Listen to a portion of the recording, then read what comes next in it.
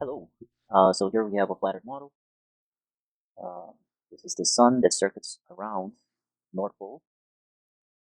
Yeah, it's small and it's local. It's not an infinite light. I have a little scale to it, but I'm working on the scale. This is how you would see it if the camera was locked to the sun. Okay.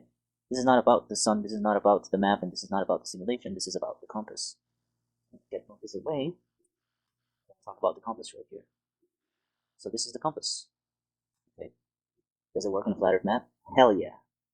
Right there, I have it tracked to the north. Okay, so if I move this around, if I were to be somebody that would be carrying this giant compass, you're going to see that the compass rotates from clockwise to counterclockwise. Yes, and that's exactly what happens in reality, in real life. If you go east, your compass is shifting counterclockwise.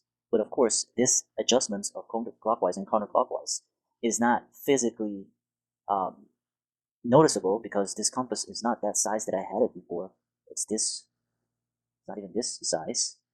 It's not even this size. It's way smaller than that, right? When we get to the size, well, I mean, we're never going to get to the size because that size is too small. Of course, this representation that I have is top-down view, so I'm basically God mode right here, which I'm overlooking these continents from very, very, very far away. So, getting back to the compass. When you're moving across this surface right here, you're not going to notice this rotation because you're way smaller than the compass there.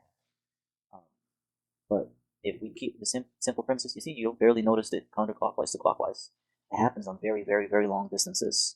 But the compass works because it's pointing to the center, which is the North Pole, and everything to the south of it goes to the ice wall. But what the guy was claiming with the map, that every area is south, is he doesn't understand how it works. Because if I would be taking a flight from, let's say, the tropics for a second, boom.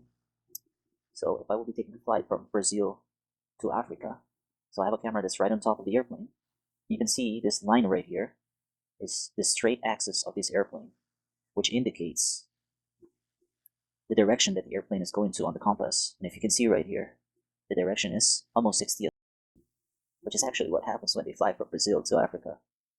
So if you can see that they're going from Brazil to Africa, they somehow take this route around here, then they start course correcting to the left, counterclockwise, and they maintain this degree, this cardinal direction, which is about 90th to the 100th.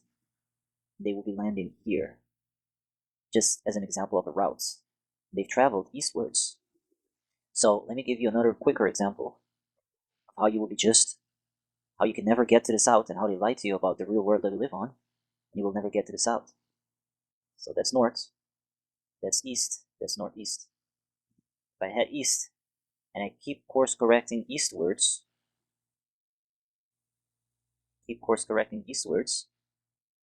I'm making a left turn constantly. It's because I would never ever be in this situation because the Earth and the airplane is not that big. This is you see where I got to? I got to at the same spot as I was before. So if you're going east or you're going west, and you keep course correcting to the west, so you keep course correcting to hold on. This is the west now. I was flying east, now I'm flying west. So west is 270-degree cardinal direction. So if I keep course correcting 270 degrees cardinal direction, where would I be ending up to? I'd be ending up in Brazil, exactly where I started off from. And this is how they hide the true shape of the Earth. If you take a straight heading, and that's exactly what the guy said, and that is correct. If you take a straight heading, you're always gonna end up to the ice wall, and that's exactly right. But that's not what airplanes do. They never fly this route. There is no airplane routes going over the South Pole, is because there is no globe. It doesn't exist. If you go south, you go endless forever to areas which we don't know of. That's the true fact of where we live on. This is how a compass works on flat Earth.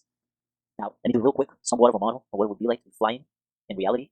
Of course, it's a big model. It's not reality. It's a giant airplane. But if I would be making this so small, making this compass also so small, right? This is what I would be flying in reality, in real time. I would be flying somewhat like this, so slow.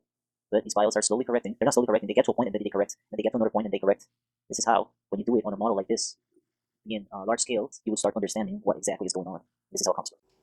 The needle is of a positive charge, pointing positive north. Doesn't positive only attract to negative? Well, check this out. How is this working? on a flat Earth map.